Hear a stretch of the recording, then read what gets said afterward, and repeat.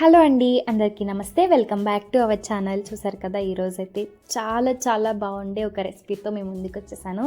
ఏదో కాదండి, సగ్గుబియ్యం పైనాపిల్ పాయసం. చాలా అంటే చాలా బాగుంటుంది. ఒకసారి తింటే అస్సలు వదిలిపెట్టరండి. మళ్ళీ చేసుకుని తినాలనిపించే అంత బాగుంటుంది. ఎలా చేసుకోవాలో ఈ వీడియోలో చూసేద్దాం. చాలా సింపుల్గా, చాలా డీటెయిల్గా వీడియో అయితే ఎక్స్ప్లెయిన్ చేస్తాను, బట్ స్కిప్ చేయకుండా చూడండి.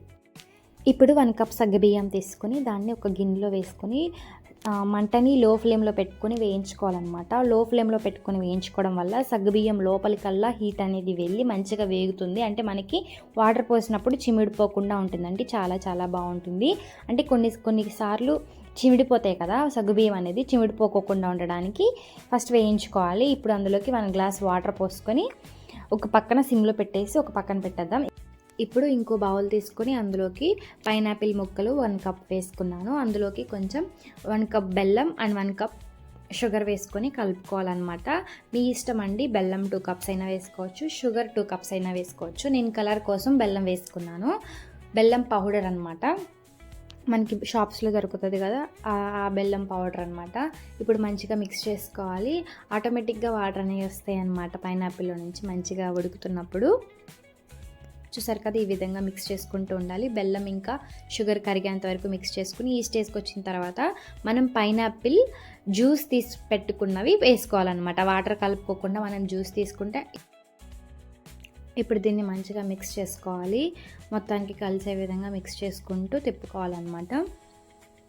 మనం జ్యూస్ చేసి పెట్టుకున్నది షుగర్ ఇంకా బెల్లం కరిగిన తర్వాత వేసుకోవాలి. ఓకేనా, ఇప్పుడు మంచిగా మిక్స్ చేసుకుందాం.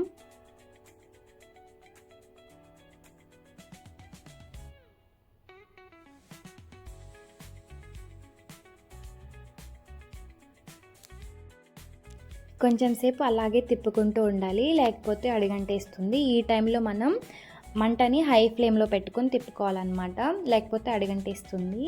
చూసారు కదా, ఈ విధంగా వచ్చింది. ఎంత వాటర్ ఉన్నా కానీ అందులో బాగా స్వీట్నెస్ యాడ్ అయింది కాబట్టి కంపల్సరీ అడిగంటేస్తుందండి. ఒకసారి అలా తిప్పుకుంటూ ఉండాలి. ఇప్పుడు సగ్గుబియ్యాన్ని చూసుకుందాం. సగ్గుబియ్యం మంచిగా ఉడికింది, చూసారు కదా. ఇప్పుడు ఈ స్టేజ్లో ఉన్నప్పుడు కాచి చల్లార్చుకున్న పాలు పోసుకొని ఒకసారి తిప్పుకోవాలి. మంచిగా మిక్స్ అయ్యే విధంగా తిప్పుకున్న తర్వాత ఇప్పుడు ఒకసారి పైనాపిల్ది చూసారు కదా, మంచిగా ఉడికింది. ఈ స్టేజ్లో ఉన్నప్పుడు మనం తీసి పక్కన పెట్టేసుకోవాలి, చల్లార్చుకోవాలన్నమాట. పాలు చూసారా, మంచిగా ఒక 10 మినిట్స్ పాటు చిక్కబడే దాకా కలుపుకుంటూ ఉండాలి. అండ్ అవి పొంగొస్తూ ఉంటాయి కాబట్టి మనం ఒకసారి కలుపుకుంటూ ఉండాలన్నమాట. అవి చిక్కబడి అడిగంటేస్తూ ఉంటుంది, మనం దగ్గరుండి కలుపుకుంటూ ఉండాలి. ఎంత బాగా ఉడకలు వస్తున్నాయో, చాలా బాగుంటుందండి స్వీట్. ఒకసారి ట్రై చేసి చూడండి. ఇప్పుడైతే మనం తీసి పక్కన పెట్టేసుకోవడమే, ఫ్యాన్లో చల్లార్చుకోవాలి. ఇప్పుడు ఒక బాండిలో 2 టేబుల్ స్పూన్ నెయ్యి వేసుకోవాలి. అందులోకి కొబ్బరి ముక్కలు వేసుకోవాలి. నేనైతే కొబ్బరి ముక్కలు వేసుకున్నాను. మీకు నచ్చితే అందులోకి డ్రై ఫ్రూట్స్ కానీ ఏవైనా వేసుకోవచ్చు.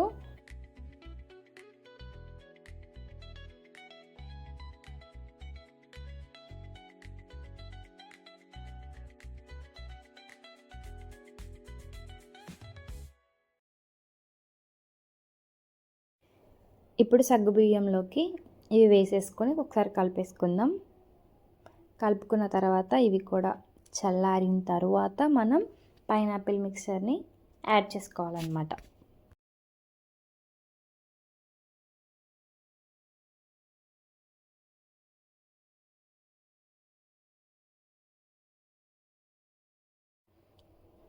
చూసారు కదా, యాడ్ చేసుకున్నప్పుడు జాగ్రత్తగా చల్లారిన తర్వాత యాడ్ చేసుకోవాలి, లేకపోతే ఖచ్చితంగా విరిగిపోతాయి పాలు. కాబట్టి 2 పాలు ఇంకా పైనాపిల్ మిక్చర్ 2 చల్లారిన తర్వాత మిక్స్ చేసుకోవాలి. చూసారు కదా, టెక్స్చర్ కానీ కలర్ కానీ చాలా బాగుంటుంది బెల్లం వేసుకోవడం వల్ల. నాకైతే ఈ కలర్ వచ్చింది, ఫుడ్ కలర్ వేయకుండా న్యాచురల్గా కలర్ ఫామ్ అవుతుంది అన్నమాట.